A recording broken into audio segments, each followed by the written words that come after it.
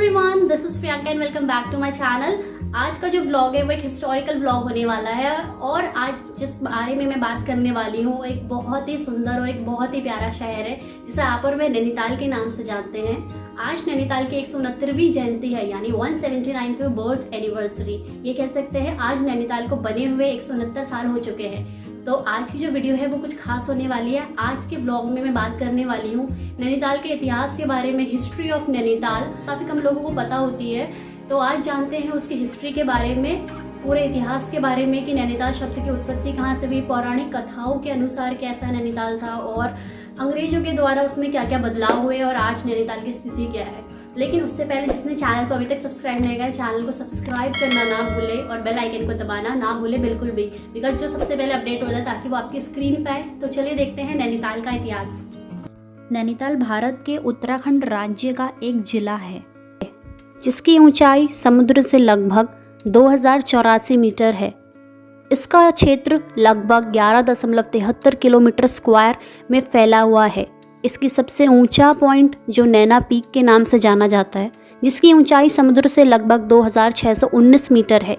ये शहर एक घिरा हुआ है, एक आई शेप लेक, मीन्स जिसका आकार एक आँख की तरह है, जिसे हम सब नैनी झील के नाम से जानते हैं, जिसकी लंबाई करीब 1433 मीटर और चौड़ाई 463 मीटर है।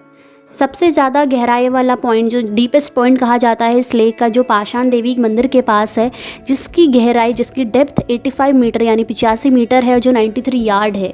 ये कुछ माउंटेन्स है, कुछ पर्वत हैं जिनसे नैनीताल घिरा हुआ है। जितने भी ये सारे पर्वत हैं अलग अलग फीट, अलग अलग मीटर के हिसाब से। नैनीताल का एक ओवरव्यू। अब जानते हैं नैनीताल शब्द की उत्पत्ति कहाँ से हुई, इसको कहाँ से लिया गया। तो बात करते हैं सबसे पहले हिंदू माइथोलॉजी के अकॉर्डिंग, हिंदू पौराणिक कथाओं के अनुसार नैनीताल का जिक्र कहाँ से आता है, नैनीताल शब्द की उत्पत्ति कैसे हुई। कहा जाता है कि नैनीताल का जिक्र सबसे पहले स्कंद पुराण के मानस खंड में मिलता है, जब ऋषियों ने अपनी प्यास बुझाने के लिए इसकी उत्पत्ति मानसरोवर से की थी। कहा यह भी जाता है कि नैनी झील उन 51 शक्तिपीठों में से एक है जो माता सती से जुड़े हुए हैं। जिस समय भगवान शिव माता सती के मृत शरीर को लेकर दुख में पूरे ब्रह्मांड में भटक रहे थे, ठीक उसी समय भगवान विष्णु ने अपने सुदर्शन चक्र से उनके शरीर के 52 हिस्से कर दिए, जो समग्र धरती के अलग अलग भाग पर गिर गए, ताकि उन हिस्सों को लोग पूजा कर सके और उन्हें शक्तिपीठ के नाम से जाना जा सके। वो स्थान जहाँ माता सती की आंख गिरी, उस स्थान को आज हम नैनी झील या नैनीताल के नाम से जानते हैं और यहाँ प्रसिद्ध नैना देवी मंदिर में उनकी पूजा की जाती है। नैनीताल की खोज से हम ये नहीं कह सकते कि इसकी खोज अंग्रेजों द्वारा की गई। कहा जाता है कि वहाँ पहले से ही कुछ ग्रामीण लोग रहा करते थे। हालांकि इसको संवारने और बसाने का काम और जो श्रेय है वो अंग्रेजों को मिला हो, लेकिन आदिकाल में लोग कैलाश मानसरोवर जाने के लिए इसका प्रयोग करते थे। वापसी वो लोग टनकपुर से करते थे। नैनीताल में सबसे पहले जो ब्रिटिश आया उसका नाम था जॉर्ज विलियम ट्रेल। 1823 में जब उन्होंने नैनीताल को पहली बार देखा तो उन्हें ये जगह काफ़ी मनमोहक और आकर्षित लगी। ट्रेल क्योंकि धार्मिक प्रवृत्ति के थे, तो उन्होंने भारतीय संस्कृति से भी उन्हें काफ़ी लगाव था, जुड़ाव था, जिस वजह से ठंडी सड़क पे पाषाण देवी का मंदिर भी उन्होंने ही स्थापित किया था। आप सभी को जानकर ये भी हैरानी होगी कि जो जॉर्ज ट्रेल है उन्हें कुमाऊनी भाषा का पूरा ज्ञान था और उन्होंने रानीखेत की एक सुंदर पहाड़न से शादी भी की थी। ट्रेल नैनीताल की सुंदरता के साथ कोई खिलवाड़ नहीं करना चाहते थे, इसलिए उन्होंने वहाँ रह रहे स्थानीय लोगों को यहाँ तक कह दिया था कि किसी भी अंग्रेज को इस जगह के बारे में ना बताया जाए, और वे ये कह के वहाँ से चले गए। लेकिन होनी को तो कुछ और ही मंजूर था। 16 साल बाद एक अंग्रेजी व्यापारी पीटर बैरन को नैनीताल जगह की भनक लगी। पीटर बैरन नैनीताल की खोज में शाहजहानपुर से निकला और उन्हें नैनीताल ढूंढने में काफ़ी मुश्किलें आ रही थी, क्योंकि उस समय भवाली और ये भीमताल और हल्द्वानी वाले मार्ग पे काफ़ी जंगल हुआ करते थे और वे काफ़ी ज़्यादा घने भी थे। इस पर पीटर बैरन ने नैन सिंह नाम के व्यक्ति के 2 पुत्र राम सिंह और जय सिंह के सिर पर एक बहुत भारी पत्थर रख दिया और आदेश दिया कि इस पत्थर को नैनीताल पर ही उतारा जाएगा। तब नैन सिंह बैरन को बिरला चुंगी के रास्ते नैनीताल लेके आया और दिसंबर 1839 में पीटर बैरन ने नैनीताल को पहली बार देखा। 1839 में देखकर वे वापस तो लौट गए, लेकिन 1841 में वे पूरी तैयारी के साथ नैनीताल वापस लौटा। पीटर बैरन ने दूसरी चाल क्या चली कि जब वो थोकदार नरसिंह को घुमाने के बहाने बोटिंग के लिए नैनी झील में ले गए, और यही वो पहली बोट थी जो नैनी झील में चली थी। जब बोट झील के बीचों बीच में पहुंच चुकी थी तो पीटर बैरन ने कहा कि अगर वो नैनीताल की ज़मीन पर अपना कब्ज़ा नहीं छोड़ते तो वे बोट को पलट देंगे, क्योंकि नरसिंह को तैरना नहीं जानते थे और बैरन को तैरना आता था। मजबूरी में आकर नरसिंह ने ज़मीन से अपना कब्जा छोड़ दिया। इसके बाद शुरू होता है नैनीताल में बसने का कार्य। जब अंग्रेज़ों ने अपनी पहली बिल्डिंग सन 1841 में पिलग्रिमेज लॉज बनाई, लेकिन समस्या यह थी कि नैनीताल कैसे पहुंचा जाए, क्योंकि एक टाइम पे ही सारे अंग्रेज एक जगह नहीं आ सकते थे, काफ़ी ज़्यादा दिक्कतें थी। तो इसलिए सन 1848 में अपर माल रोड और लोअर माल रोड, तल्लीताल और मल्लीताल की जो रोड से माल रोड वो बनाई गई। और क्योंकि यातायात भी ज़रूरत थी तो सड़क मार्ग 1891 में रोड कंस्ट्रक्शन का काम शुरू हो गया, ताकि वहाँ बैलगाड़ी, मोटर गाड़ी उस यातायात के थ्रू चल सके। इसके बाद सन 1899 में भवाली नैनीताल रोड की स्थापना की गई और 1915 में नैनीताल हल्द्वानी का मार्ग बनाया गया। 1925 में तल्लीताल बस स्टेशन जो आप लोग देखते हैं वो बना गया और 1890 में पाल नौकायान भी शुरू किया गया, जिसकी वजह से जो सबसे ज़्यादा ज़रूरत पड़ी वो पड़ी थी बोट हाउस क्लब की, जिसको 1891 में बना गया, जिसको पहले नैनीताल याट क्लब के नाम से भी जाना जाता था। और 1892 में रैमसे हॉस्पिटल भी बनाया गया, क्योंकि तल्लीताल और उस मल्लीताल के उस बीच में काफ़ी दूरी थी। तो 17 अक्टूबर 1894 को बीडी पांडे हॉस्पिटल भी निर्माण किया गया।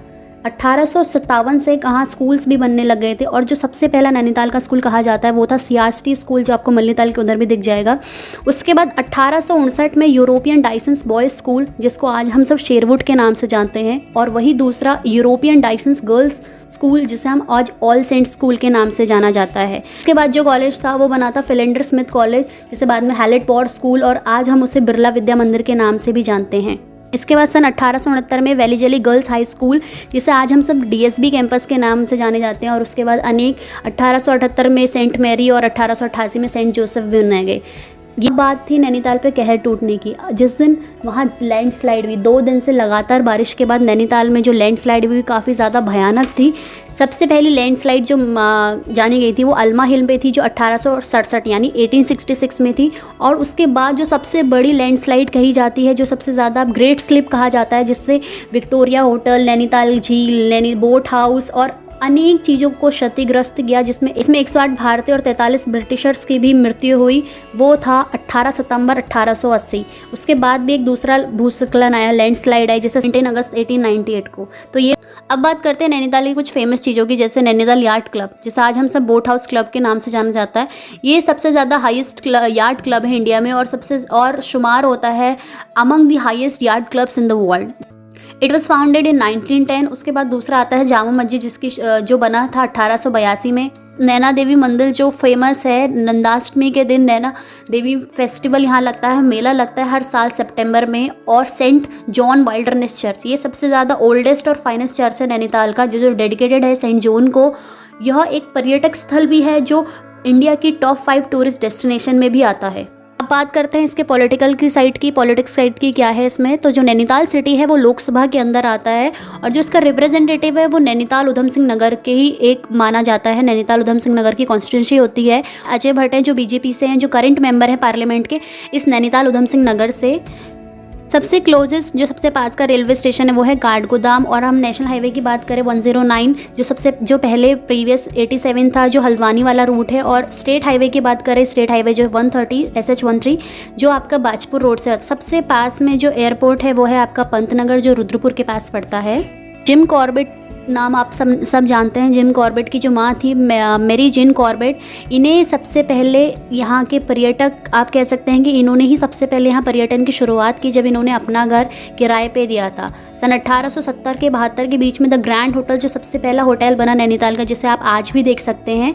उसके बाद जो बैंड स्टैंड, जो आप लोगों ने सबने देखा होगा झील के बगल में जो ये व्यू है, ये बैंड स्टैंड जो था ये भी जिम कॉर्बेट ने बनवाया था। हालांकि 1960 में इसको रेनोवेट भी किया गया। 1 सितंबर 1922 में पूरे नैनीताल में बिजली आ चुकी थी, जो वहीं की नैनी झील से 303 किलोवाट में बनती थी। नैनीताल को इतना खूबसूरत बनाने के लिए थोड़ा श्रेय अंग्रेजों को भी जाता है, क्योंकि उन्हें लगता था कि ये उनके घर जैसा, उन्हें पूरा नैनीताल पसंद था। उस टाइम पे नैनीताल को स्मॉल फॉरेन कंट्री भी कहा जाता था। और फिर आज़ादी के बाद 1953 से 1954 के बीच में अंग्रेज नैनीताल को भी छोड़ चुके थे। Nainital is also called the judicial capital of the Uttarakhand because due to the high court of the state being located here. It also the houses of governor of Uttarakhand who reside in the Raj Bhavan। आज की video उम्मीद करती हूँ आपको आपको नैनीताल का इतिहास जरूर पसंद आया होगा और कमेंट सेक्शन को जरूर यूज करिएगा और बताइएगा कि आपकी नैनीताल में कौन सी फेवरेट जगह है।